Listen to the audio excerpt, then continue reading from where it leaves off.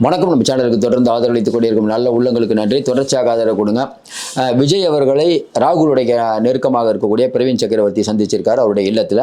அதன் பிறகு விஜய் கொடுத்த ரியாக்ஷன் இதை ஜோதிமணி என்ன சொல்கிறாங்க, ஏற்கனவே திருநாவுக்கரசர் செங்கோட்டையனை பார்த்து நம்ம ஏற்கனவே நம்ம செய்தியில் சொல்லியிருந்தோம். நம்ம தான் ஃபஸ்ட்டு சொன்னோம்னு நினைக்கிறேன். இப்படிப்பட்ட சூழ்நிலையில் டிவிகேவுக்கு ஒரு பெரிய இன்ப அதிர்ச்சிங்கிற மாதிரி தான் தகவல் வருது. ஏன் இதை சொல்கிறேன்னா, கூட்டணி நடக்குது நடக்காமல் போகுது அது வேறு விஷயம். ஆனால் ராகுல் காந்தியுடைய தூதர் இவரை சந்தித்ததே ஒரு முக்கியமான விஷயம். இப்படிப்பட்ட சூழ்நிலை இந்த திமுக எப்படி பார்க்கும்? இன்றைக்கி இருக்கக்கூடிய சூழ்நிலையில் ஒருவேளை விஜய் காங்கிரஸ் கூட்டணி ஏற்பட்டால் அது என்ன இம்பேக்டை ஏற்படுத்தும்னு உங்கள் கருத்தை சொல்லுங்கள். குறிப்பாக நம்ம ஏற்கனவே சொல்லிகிட்டு இருக்கோம், விஜய் அமைதியாக இருந்தாலே அவருக்கான ஆதரவு பெருகிட்டு இருக்கு. ஏன்னா பிஜேபியை அவர் எதிர்க்கிறாரு. பாண்டிச்சேரியில் போய் பிஜேபியோடைய ஏரியாவில் போய் அவர் கூட்டம் போட போகிறாரு அப்படின்னா அவர் பிஜேபி தான் திட்ட முடியும். இப்போ பாண்டிச்சேரியில் இன்றைக்கி இருக்கக்கூடிய ரங்கசாமி என்னதான் விஜய்க்கு வேண்டிப்பட்டவராக இருந்தாலும் அவர் இன்றைக்கி பிஜேபியுடைய தயவில் இருக்கார். அப்போ பிஜேபி விட்டு வருவாரா? எதிரிக்கு எதிரி நண்பன் அப்படிங்கிற முறையில் ஏன் இன்றைக்கி காங்கிரஸும் விஜயும் கைகோர்க்கக்கூடாது? இப்படி பலவிதமான கேள்விகள் இருக்குது. இந்த கேள்விகள் ஒவ்வொன்றா பார்க்க போகிறோம். ஏற்கனவே அரசல் புரசலாக வந்த செய்தி என்னென்னா, விஜய் ராகுல் காந்தி அவர்கள் வரணும் அப்படின்னு நினைக்கிறாரு. ராகுல் காந்தி கைது செய்யப்பட்ட போது முதல்ல குரல் கொடுத்த தமிழ்நாட்டு அரசியல்வாதி விஜய் தான். நமக்கு தெரிஞ்சு அதுக்கப்புறம் தான் ஸ்டாலினே சொன்னார்.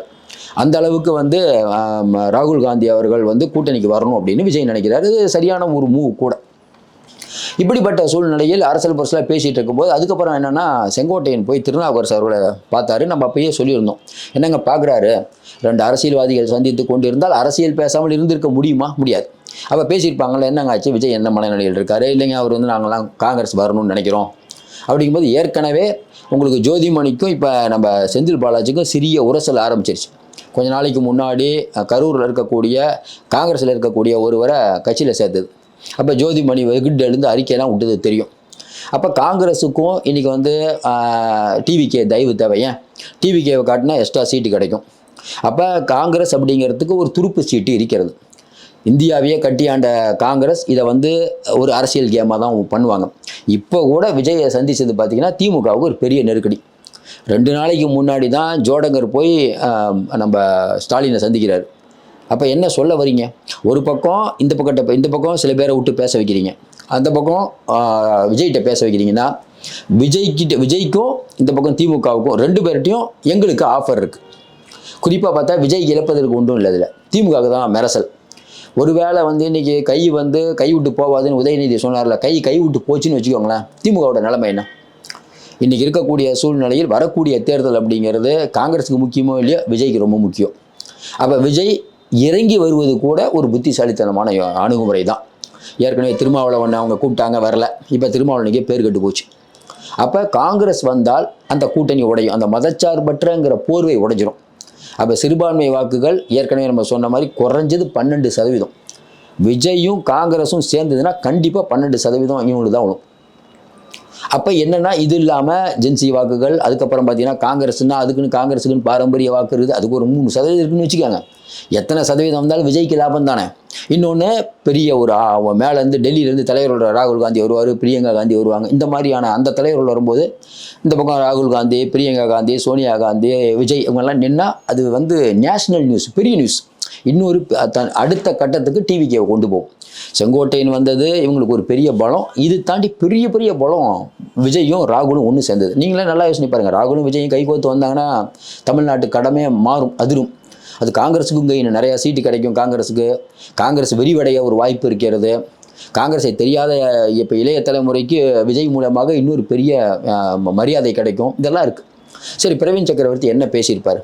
இப்போ இன்றைக்கி பிரவீன் சக்கரவர்த்தி சந்தித்து சும்மாவே இல்லைங்க, சும்மா தான் மரியாதை நிமித்தமாக பார்க்க வந்தேன்னு சொன்னால் கூட திமுக எப்படி யோசிக்கும்? ஐயோ என்னடா அது, ராகுல் காந்தி வரைக்கும் டீலிங் போயிட்டுருக்கு.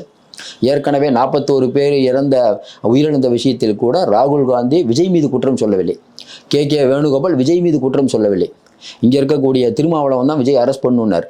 ஆனால் காங்கிரஸ் அமைதியாக இருக்குது. செல்வப்பிறந்தையை சொன்னது அவருக்கு திமுக குடும்பம் இல்லைன்னா அவங்க அவர் லோக்கலாக கொஞ்சம் நிறையா சம்பாரிச்சிட்ருக்காரு, அதெல்லாம் கெட்டு போயிடும். அவர் திமுக ஊபி தான், அவரை பற்றி பெருசாக பேச அவரை பெருசாக மதிக்கவும் மாட்டாங்க. அங்கே காங்கிரஸ் ஹைகமாண்ட் சொல்கிறது தான், அவரெல்லாம் ஒன்றும் ஆள் இல்லை. அப்போ பிரவீன் சக்கரவர்த்தியை பற்றி பேசும்போது வெளியில் சொல்கிறதுனா, பிரவீன் சக்கரவர்த்திலாம் ஒரு ஆள் இல்லைங்க, அவரெல்லாம் சந்திச்சதுனால தான் அப்படின்னு. பிரவீன் சக்கரவர்த்தி காங்கிரஸில் தான் இருக்காரு. நல்லா யோசனை பாருங்கள். இப்போ திருநாவுக்கரசர் போய் இப்போ செங்கோட்டையனை சந்திச்சாரு, அதுக்கு என்ன இப்போ சொல்ல போகிறீங்க? அதெல்லாம் சும்மா சந்திச்சதுங்க. ரைட்டு, சும்மாவை சந்திப்பீங்க? நல்லா யோசனை பாருங்கள். கொஞ்ச நாளைக்கு முன்னாடி தான் சபரீசன் அவர்கள் டெல்லி போய் காங்கிரஸை தேடி என்னைக்கு நீங்கள் போயிருக்கீங்க? உங்களை தான் காங்கிரஸ் தேடி வரும். காங்கிரஸை தேடி நீங்கள் ஏன் போனீங்க? ஐயோ விஜய்கிட்ட போனாலும் போயிடுவாங்க. அதனால் மருமகன் அனுப்பி என்னங்க இப்படிலாம் பண்ணிட்டீங்க, வாங்க கூட்டணி பேச்சுவார்த்தை ஆரம்பிக்கலான்னு ஒரு 5 குழு போட சொன்னீங்க. சிதம்பரத்துக்கு எப்படியாவது இன்றைக்கி வந்து தமிழ்நாட்டில் வந்து அவரும் ஒரு எம்பி ஆகணும்னா என்ன பண்ணணும்? திமுக கூட்டணிக்கு வேணும்னு நினைக்கிறார். திமுக அவருக்கு ஒரு டீலிங் போட்டுருச்சு. அதனால் முதல் வேகமாக ப. சிதம்பரம் அறிக்கை விடுறாரு, பார்த்தீங்களா குழப்பம் தீர்ந்தது அப்படின்னு அறிக்கை விடுறாரு. அப்போ இன்றைக்கி காங்கிரஸில் ஒரு கோஷ்டி வந்து, காங்கிரஸில் பல கோஷ்டி, அதில் ஒரு சில கோஷ்டிகள் திமுகவோட கூட்டணி, பணம் சம்பாதிக்காத கோஷ்டினா விஜயோட கூட்டணி. இதான் இன்றைக்கி இருக்கக்கூடிய நிலைமை. கொஞ்ச நாளைக்கு முன்னாடி ஜோடங்கர் வரும்போது கூட பாருங்கள், பார்த்து கூட்டணிலாம் முடிவு பண்ணுங்கள், நாங்கள் ஓட்டு போட்டுருவோம். எம்எல்ஏக்கள் சொன்னது, நாங்கள் ஓட்டு போட்டுருவோம். ஆனால் எங்கள் வீட்டில் இருக்க பசங்க, மனைவி எல்லோரும் பார்த்தீங்கன்னா வந்து சொந்தக்காரங்க எல்லாம் பார்த்தீங்கன்னா விஜய்க்கு தான் ஓட்டு போடுற மாதிரி இருக்குது அப்படி தான் சொன்னாங்க. அப்போ விஜய் அவர்கள் ஒரு பெரிய தாக்கத்தை ஏற்படுத்தி கொண்டிருக்கிறாருங்கிறது நிச்சயம். இப்போ விஜய்க்கு ஒரு தைரியம் வந்திருக்கும். இன்னொன்று, இன்றைக்கி வந்து பிரவீன் சக்கரவர்த்தி பார்க்குறாரு. இந்த பிரவீன் சக்கரவர்த்தி பார்த்தது வந்து தனிப்பட்ட முறையிலான சந்திப்பு அப்படின்னு ஜோதிமணி சொல்லலை. அப்போ இவங்க ஏதோ ஒரு விஷயம் ஓடிட்டுருக்கு. இப்போ நம்மளே வந்து பொதுவாக சும்மா சொல்லலாம், உள்ள அவங்க பேசுனது என்னன்னே தெரியாமல் நிறைய பேர் பேசிகிட்டு இருப்பாங்க. உள்ள விஜயிடம் இதை செய்தார், அதை செய்தார், இப்போ தான் பார்த்துருக்காங்க, யாருக்கு தெரியும்? நமக்கும் ஒன்றும் தெரியாது. ஆனால் ஒரு விஷயம் மட்டும் நிச்சயம், இந்த விஷயம் டிவிகேக்கு ஒரு பெரிய பணம். டிவிகேக்கு ஏற்கனவே வாக்கு வங்கி உயர்ந்துட்டு இருக்கு. நீங்கள் சொல்லுங்கள், டிவிகேக்கு வாக்கு வங்கி உயர்ந்துட்டு இருக்கு தான் நான் நினைக்கிறேன். உயர்ந்துட்டு இருக்கு. அவர் வந்து விஜய் எதை செய்தாலும் சரிங்கிற பெரிய ஒரு மக்கள் கூட்டம் இங்கே இருக்கிறது. அது இருக்கும் வரை விஜய் அசைக்க முடியாது.